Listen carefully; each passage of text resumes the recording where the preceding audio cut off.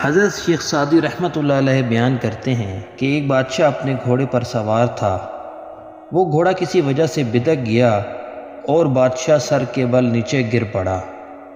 بادشاہ کی گردن کی ہڈی کے مہرے سرک گئے اور وہ گردن کو ہلانے سے قاصر ہو گیا۔ شاہی طبیبوں نے بہت کوشش کی کہ کسی طرح بادشاہ کی گردن کے مہرے واپس اپنی جگہ بیٹھ جائیں، مگر وہ ناکام رہے۔ اس دوران ملک یونان ایک طبیب اس بادشاہ کے ملک میں آیا۔ اس نے اپنی قابلیت کی بنا پر بادشاہ کا علاج کیا اور بادشاہ کی گردن کے مہرے اپنی جگہ پر بیٹھ گئے۔ بادشاہ کے علاج کے بعد وہ یونانی طبیب اپنے ملک واپس لوٹ گیا۔ کچھ عرصہ بعد وہ یونانی طبیب دوبارہ اس بادشاہ کے ملک آیا اور بادشاہ کی خدمت میں بھی سلام کے لیے حاضر ہوا۔ بادشاہ کے لیے لازم تھا کہ وہ اس طبیب کی آؤ بھگت کرتا، اس کی خدمت کرتا اور اس کے ساتھ عزت سے پیش آتا، مگر اس کے برعکس وہ اس طبیب کے ساتھ ایسا برتاؤ کرتا جیسے اسے جانتا ہی نہ تھا۔ وہ طبیب اس بے رخی پر دل برداشتہ ہو گیا اور بادشاہ کے دربار سے واپس لوٹ گیا۔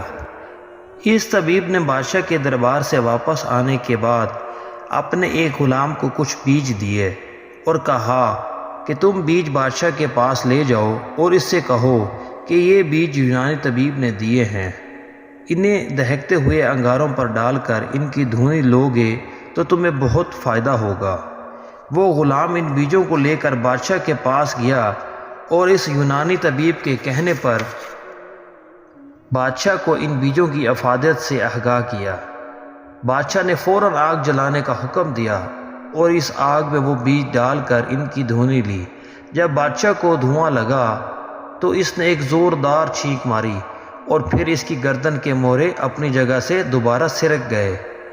بادشاہ اس صورتحال سے بڑا پریشان ہوا اور چونک گیا اور اس نے حکم دیا کہ یونانی طبیب کو ڈھونڈ کر میرے پاس لایا جائے۔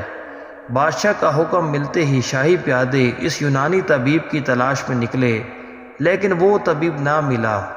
نتیجتاً اس مغرور بادشاہ کی گردن ٹھیک نہ ہو سکی۔ مقصود بیان میں حضرت شیخ سعدی رحمۃ اللہ علیہ بیان کرتے ہیں کہ کسی کا احسان ماننا چاہیے۔ اگر کسی نے آپ کے ساتھ بھلائی کی ہو تو اس کے ساتھ بھی بھلائی سے پیش آنا چاہیے، اور یہی شرافت کی دلیل ہے۔ اپنے محسن کے احسان کو بھول جانا اور اس کی نیکی کو یاد نہ رکھنا انتہائی گھٹیا درجے کی نشانی ہے۔